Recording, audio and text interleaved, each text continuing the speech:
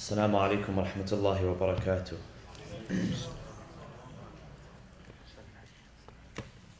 بسم الله الرحمن الرحيم. الحمد لله رب العالمين والصلاة والسلام على أشرف الأنبياء والمرسلين حبيب إله العالمين أبي القاسم المصطفى محمد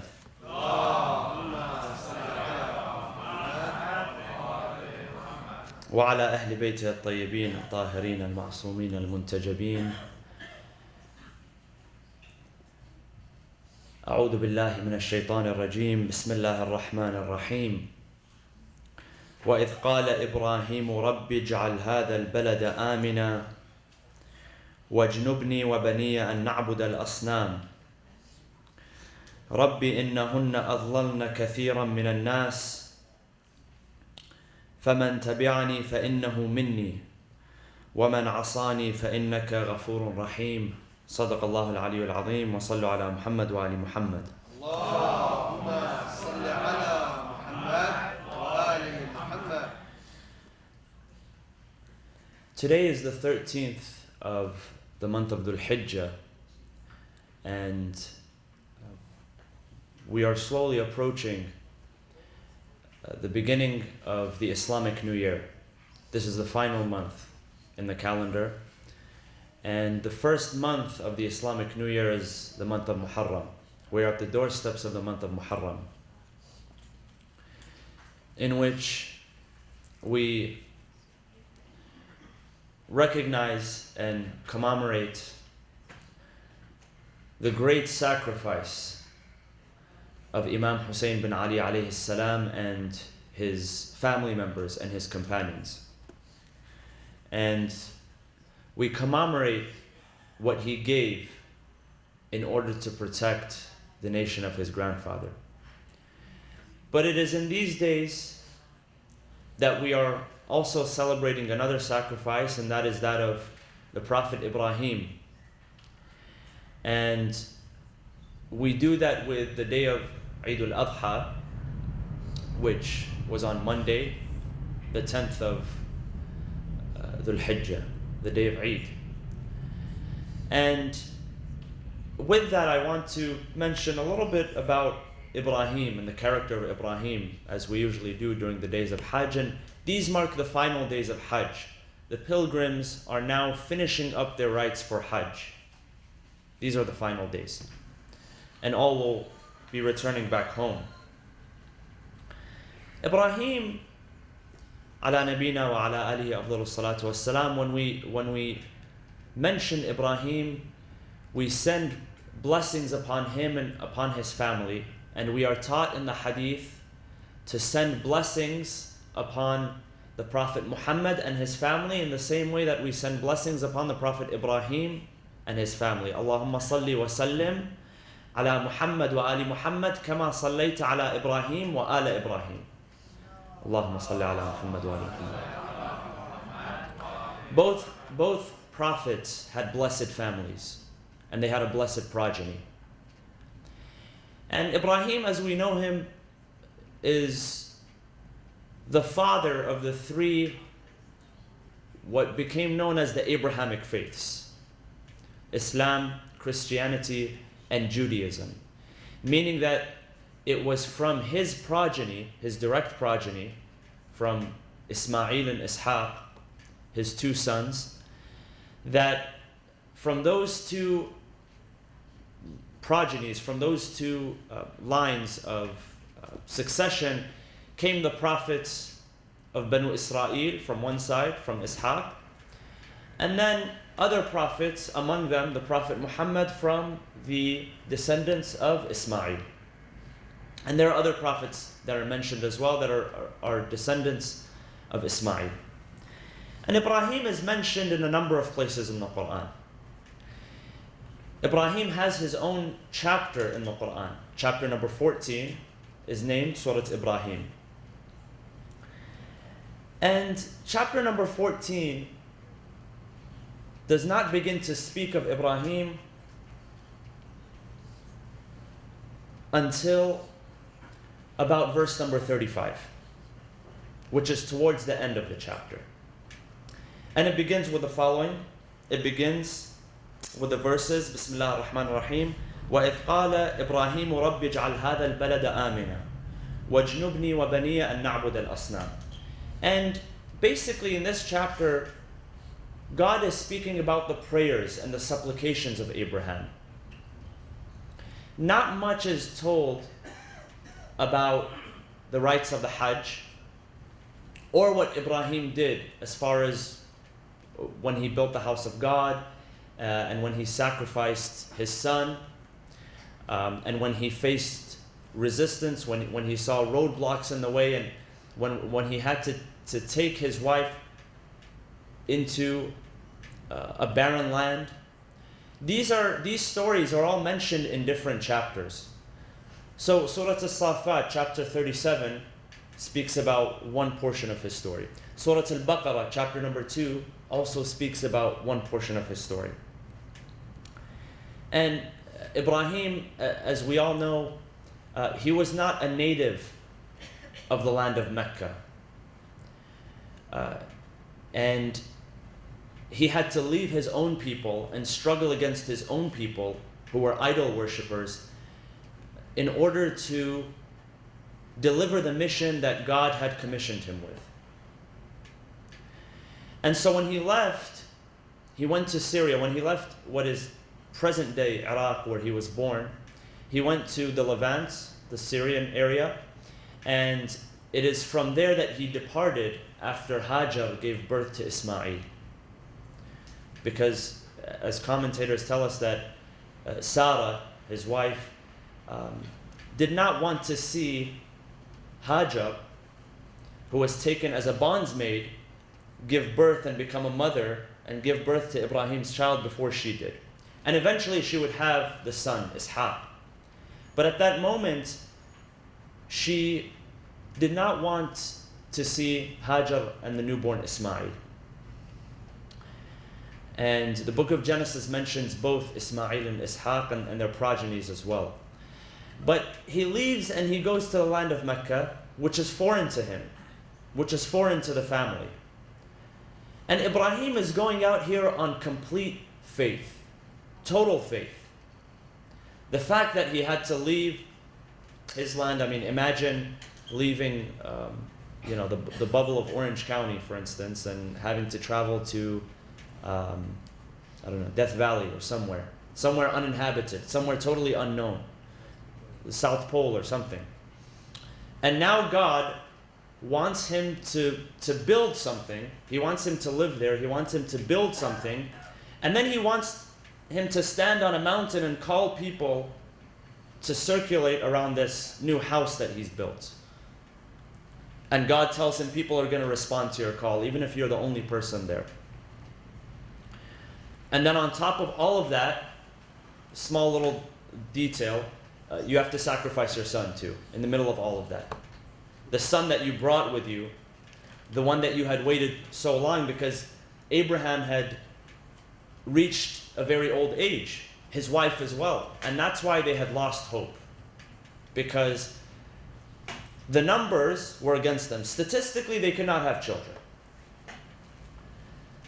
So when they looked at it from a physical, outside sort of point of view, the numbers were against them. But with faith in God and with faith that God would deliver on his promise of a progeny, they were able to conceive. And so sometimes the faith that we have inside is much stronger than, well, whatever statistics. Statistics say you're not going to make it. Statistics say that you can't have a child. Statistics say that you're never going to be wealthy. Statistics say this and that.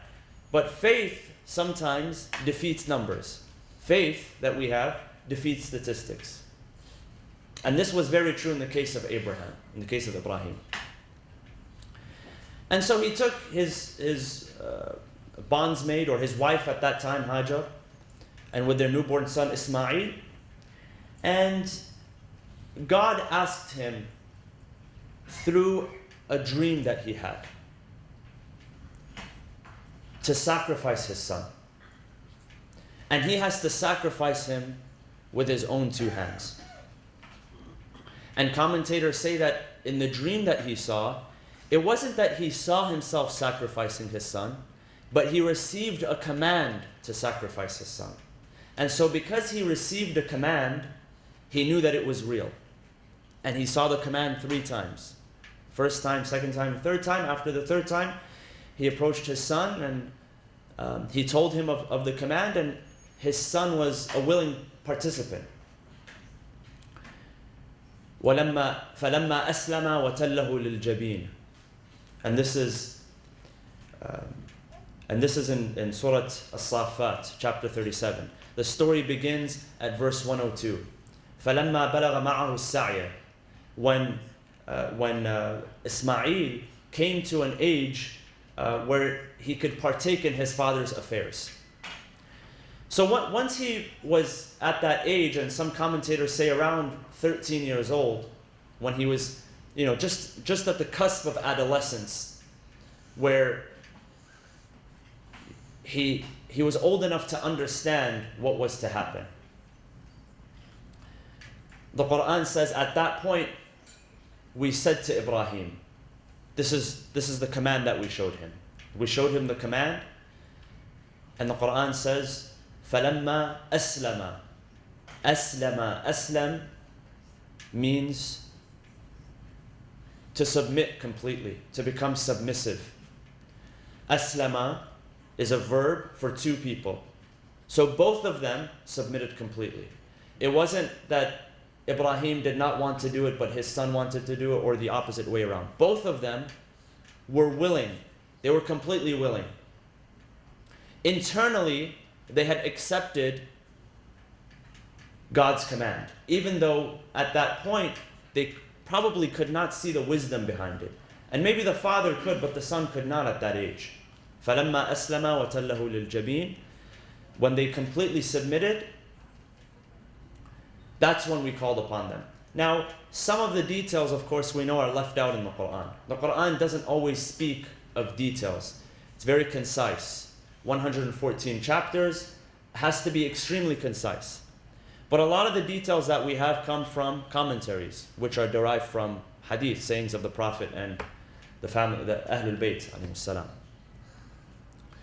And he stood there with his son.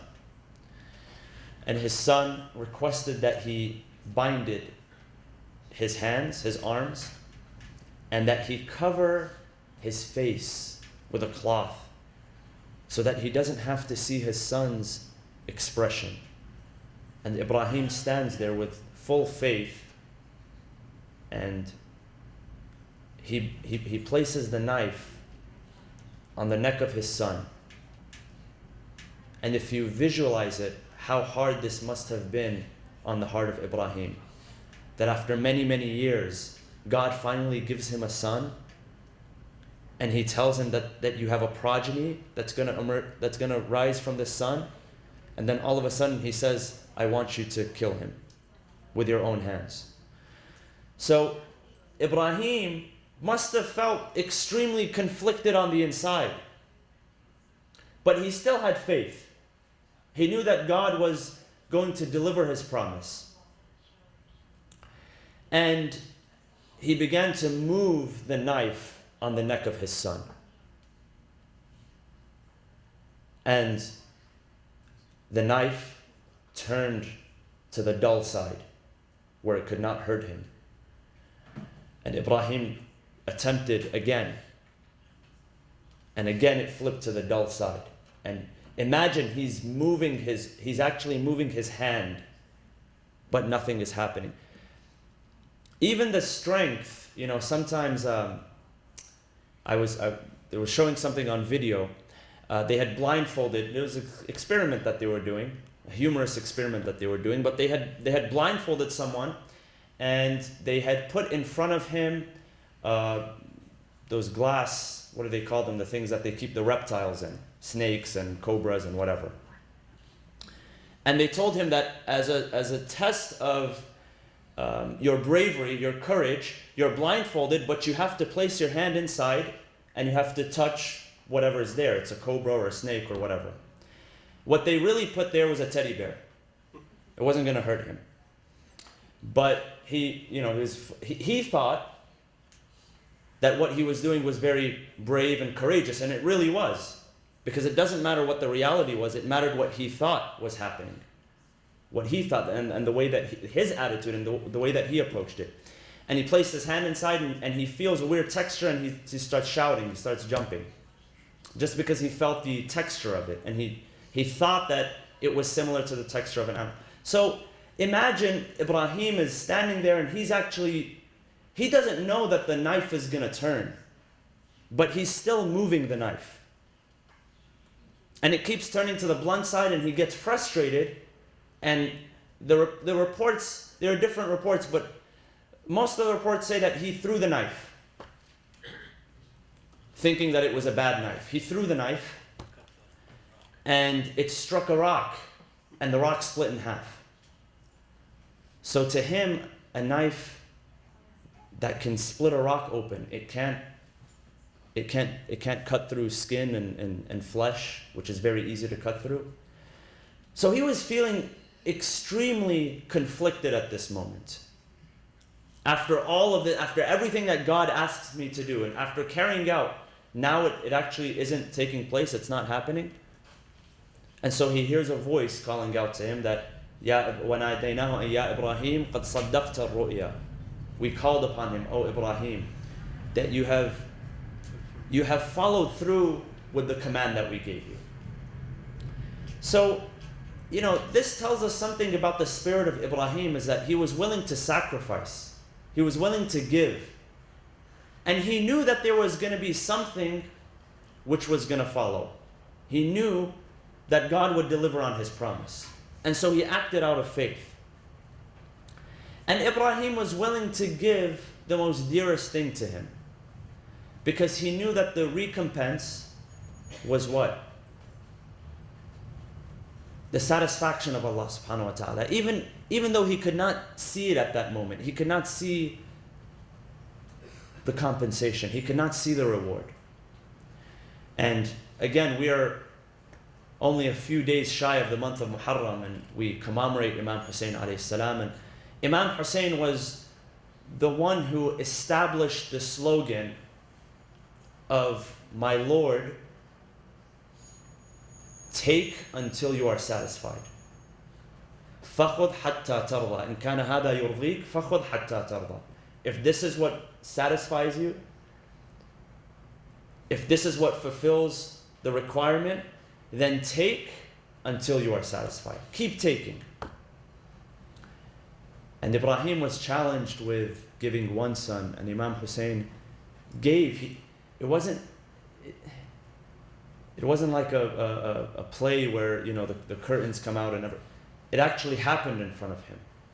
So realize when the Qur'an is talking about a great sacrifice in the case of Ibrahim, realize the magnitude of the sacrifice of Imam Hussein alayhi salam, where he actually had to give something. And this is where God tests us. God tests us with giving. And many people are simply not willing to give.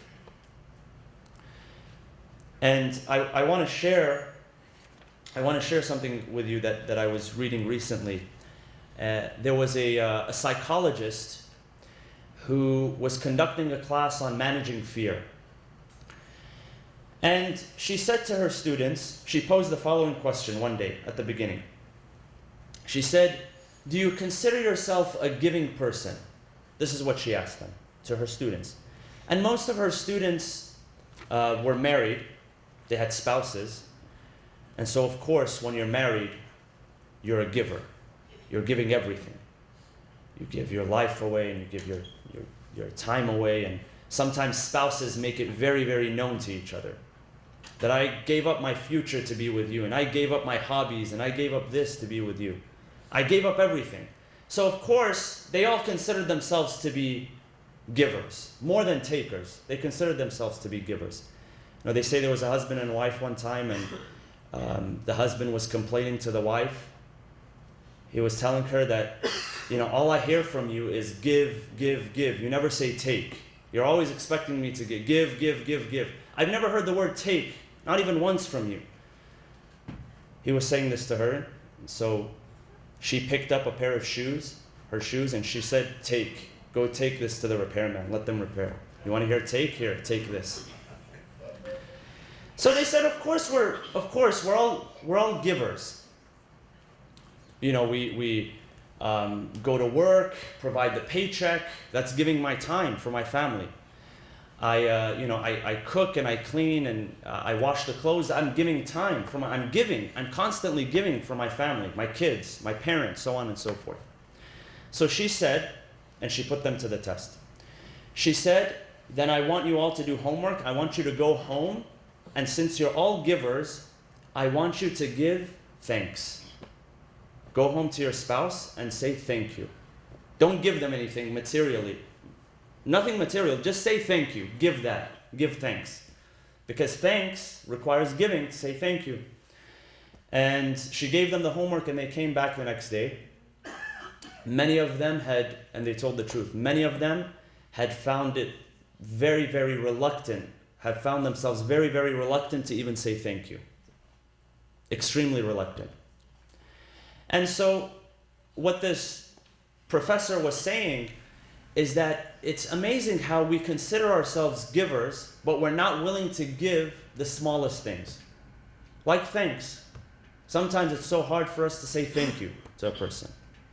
And she talks about giving love and giving thanks and giving energy and giving time and giving money. These are all things that we give. And by the way, if you look at the Qur'an holds in very high esteem and honors people who give and people who produce. And the people who are constantly taking, the people who are constantly receiving or on the receiving end, they're not shown in a good light in the Qur'an. The producers and the givers are the ones who are praised. And so she says the following, she says, it's something very, very psychological when we give. She says, it takes two, this is her opinion, she says it takes two things to be able to give. Number one, you have to mature into an adult to be able to give. And number two, many people have not mastered the art of giving. Giving is an art. Now, you might be thinking that I am a mature adult. She says the following. This is very interesting. She says when we're born, when we're babies, our first few days and our first few weeks and our first few months, our survival depends on receiving. It doesn't depend on giving. If I don't receive, I'm going to die. If I don't receive the milk from my mother, if I don't receive the sustenance, if I don't receive the warmth, if I don't receive the care and the protection, I can't do any of that for myself. As a child can't, change its own diapers or whatever. It receives constantly. A child is receiving. A child is not giving. A baby is not giving. And she says that as we grow older, we learn to, on the surface, we learn to take care of ourselves. So we learn to change our own clothes. We learn to, take a shower by ourselves. We learn to cook for ourselves. We learn to drive for ourselves. We learn to make money for ourselves. But subconsciously on the inside, we are still takers. We are not givers. And some people simply do not grow out of that outside child that they have. And this requires training. And this requires maturity. And she says that only when you are completely mature, you can give without expectation. Because even as husbands and wives and sons and children, we give, but it's not always out of no expectation of return. Because if a man and a woman who have been happily married for 10 years or 15 years and they're fulfilling their rights, he's getting the paycheck, she's cooking and cleaning. Of course, we can't use those examples, but we'll say one of them is doing something and the other is doing another role, and they're in agreement. So it could be the opposite way around.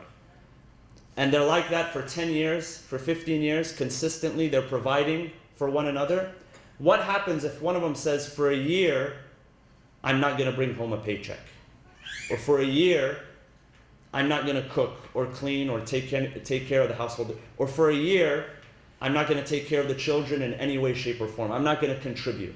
What happens?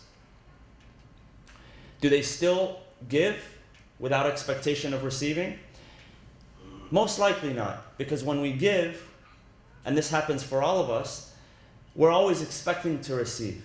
It takes a very, very high level of consciousness and maturity to give without expecting return.